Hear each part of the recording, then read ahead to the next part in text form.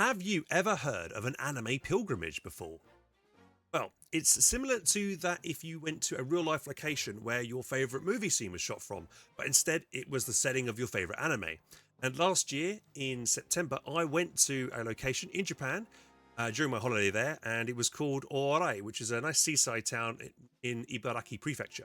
Oarai was the setting of the anime called Girls and Panzer, which is also GUP for short. Now, as some as you may know, I'm a content creator who specializes in strategy and war games centered around World War II.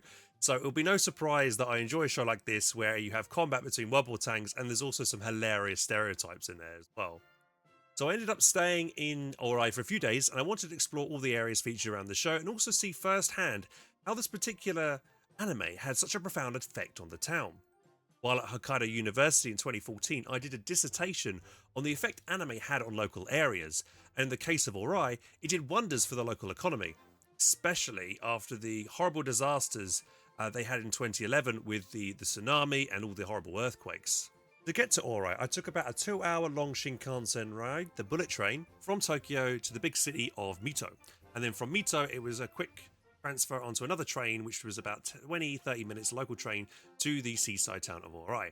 Now, immediately as soon as I stepped off onto the platform, I noticed posters and cardboard cutouts dotted around everywhere of the characters from Girls and Panzer. Even the local shop as well at the train station had plenty of merchandise from the show, and they had even characters, branded on all the food and drinks as well.